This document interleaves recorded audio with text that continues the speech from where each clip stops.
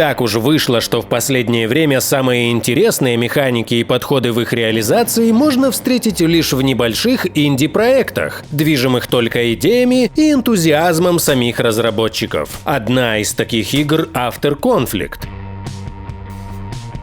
На текущий момент проект находится в стадии закрытой pre-альфа-версии, но уже сейчас о нем есть что рассказать. After Conflict — реалистичный тактический шутер от первого лица в сеттинге холодной войны. Действия игры разворачиваются в альтернативной вселенной, где между НАТО и Советским Союзом завязался конфликт, позже переросший в Третью мировую. Пока выбранный сеттинг лишь указывает на диапазон и разнообразие оружия, широту его кастомизации и доступную в будущем технику. А игра является по сути демо-версией, которая знакомит нас с амбициями разработчиков и базовым функционалом. Например, уже сейчас в After Conflict есть простая кастомизация оружия и стрельбище, которое и раскрывает весь удивительный потенциал этой игры.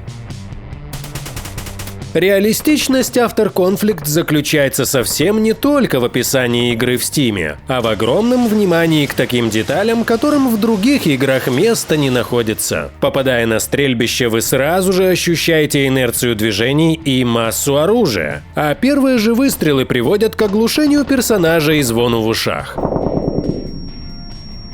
Продолжая стрелять, персонаж будет глохнуть все сильнее и сильнее, и чтобы это предотвратить, установите глушитель на оружие. Внимание к этой реалистичной мелочи в шутере с уклоном собственно в реалистичность и правда поражает. Единственная игра, в которой подобное реализовано — Insurgency Sandstorm, да и то оглушение наступает строго после 5 последовательных выстрелов из крупнокалиберных снайперских винтовок, что непосредственно в геймплее встречается чуть чаще, чем никогда. Самое большое количество любви и внимания разработчики подарили оптическим прицелам. По нашему мнению, оптика в After Conflict на сегодняшний момент реализована наиболее реалистичным образом. Прицеливание не влияет на внешнее поле зрения, приближение происходит только внутри самого оптического прицела, как это и должно быть в реальной жизни. Помимо этого, в прицелах можно наблюдать реалистичный эффект параллакса и Луны. Его действие более наглядно продемонстрировано в одном из роликов разработчиков, где персонаж вертел головой, глядя в прицел. К сожалению, на момент подготовки этого видео свободный обзор в прицеливании отключен, хотя эффект все равно наблюдается при резких движениях оружием и при стрельбе. Каждый оптический прицел можно настроить для стрельбы на определенные расстояния. В некоторых из них доступно изменение яркости сетки или включение подсветки, а работающий ночной прицел NSPU издает характерный монотонный шум, что, конечно, безумно реалистично.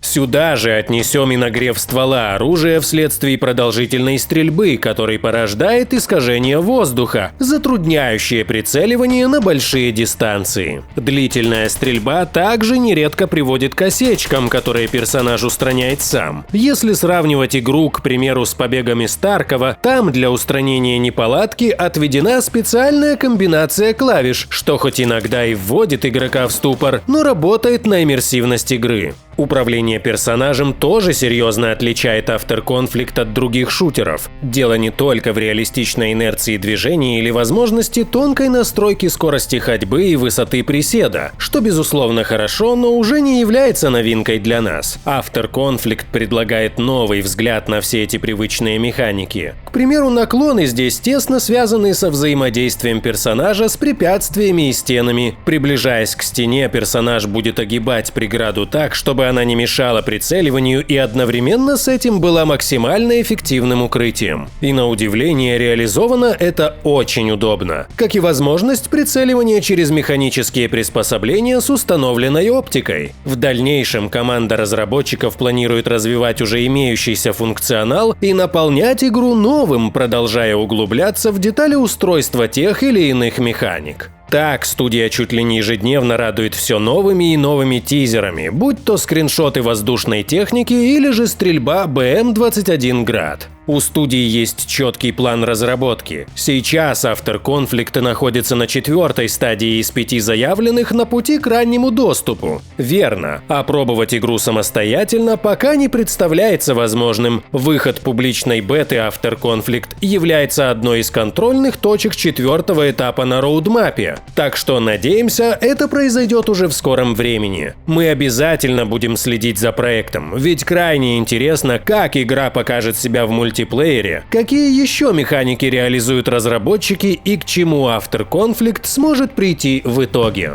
Спасибо за просмотр. А как вам After Conflict? Интересен концепт такого шутера?